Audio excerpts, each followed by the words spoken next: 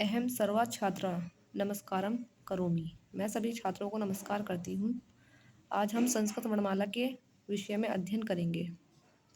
संस्कृत वर्णमाला को माहेश्वर सूत्र के नाम से जाना जाता है, जिनकी संख्या 14 होती है, अर्थात इन्हें प्रत्याहार सूत्र भी कहा जाता है।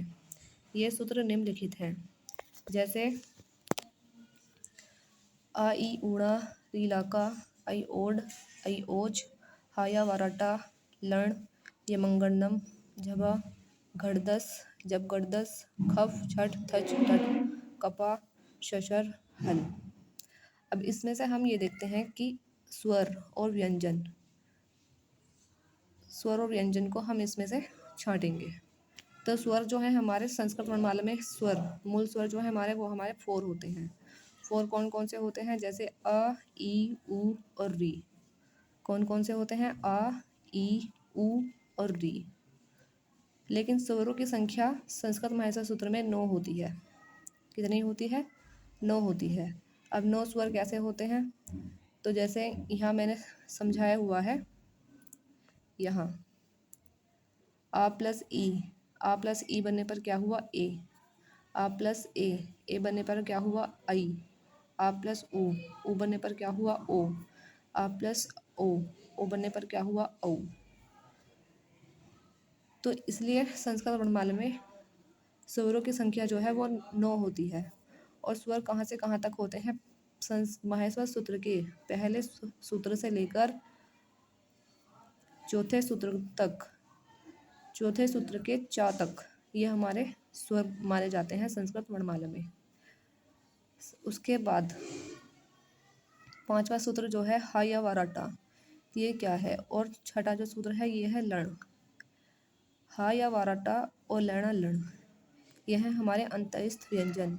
जैसे हा को छोड़ देंगे, या व रा ला।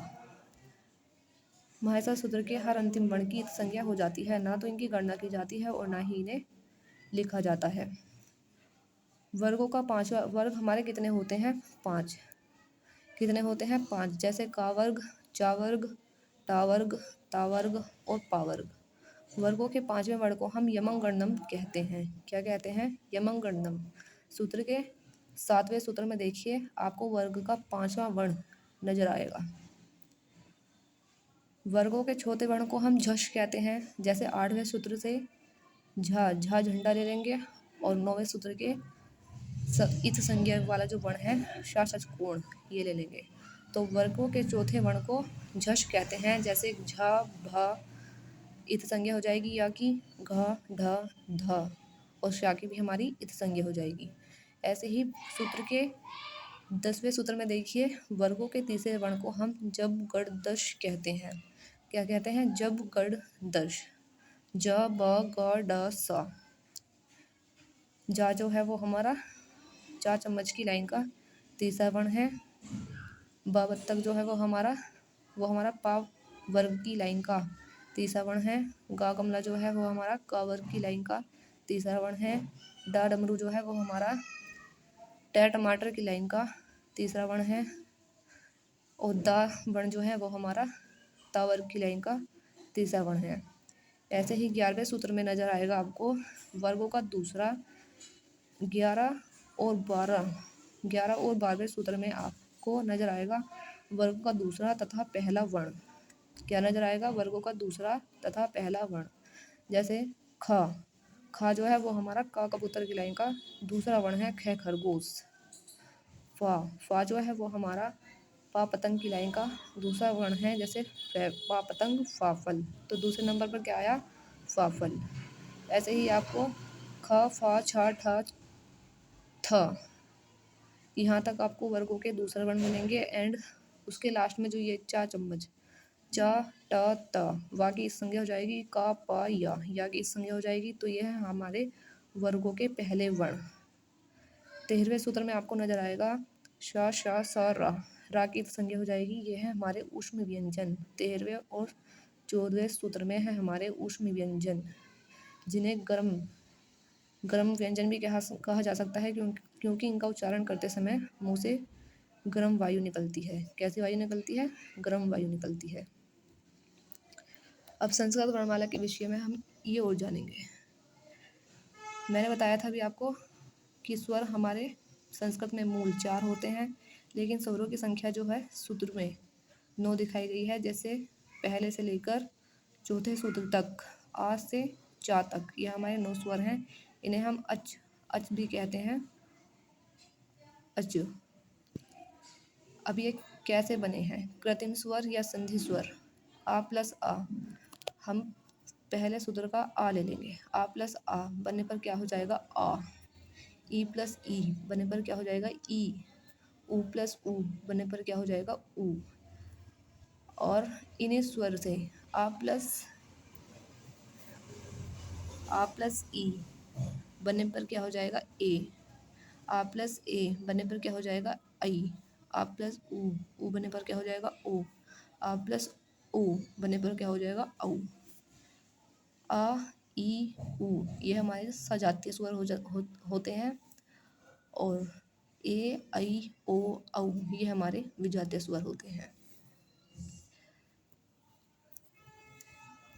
तो इस माध्यम से हमें पता चला सूत्र के पहले और चौथे सूत्र तक जो है वो हमारे स्वर हैं। 5वें सूत्र से लेकर 14वें सूत्र तक जो है वो हमारे समस्त व्यंजन हैं। क्या है? समस्त व्यंजन है। इसको हम ऐसे भी याद कर सकते हैं। वर्गों के 5वें वर्ण को यमगणनम कहते हैं। वर्गों के चौथे वर्ण को झष कहते हैं। झ श झष कहते हैं, जिसके अंतर्गत झ भ य घ ढ ध श आते हैं। वर्गों के तीसरे वर्ण को जश कहते हैं। जैसे जा ले लिया शुरू का और शा बाद का ले लिया, जैसे जा बा गा डा सा। वर्गों के दूसरे और पहले वर्ण को खय कहते हैं। जैसे खफ छठ थच टट कपा कपा तक। और ऊष्मी व्यंजन जो है वो हमारे शल होते हैं। जैसे शा शा सारा हला हल। अब एक चीज़ तो आ गई हमारे समझ में। अब ये देखते हैं कि अंग से अंगूर की बिंदी तो संस्कृत वर्णमाला में आती ही नहीं है। अंग से अंगूर की बिंदी संस्कृत वर्णमाला में आती ही नहीं है। तो अंग से अंगूर की बिंदु को अनुस्वार कहते हैं। अनुस्वार शब्दों में उच्चारण केवल नाक से किया जाता है। नाक से किया जाता है। जैसे है अंश हंस, जैसे है अंश हंस। अनुनासिक शब्दों में उच्चारण नाक व मुंह दोनों से किया जाता है। जैसे चांद, पाँव, अंगूठी ये आदि। नोट: हर व्यंजन में कैसे है तक आ छिपा हुआ होता है। जैसे वैसे बस, तो बै की संधि करने पर बा आधा बनाने के लिए बा के नीचे हलंत लगा देंगे, फिर आ, फिर सा के नीचे हलंत लगा देंगे, फिर आ।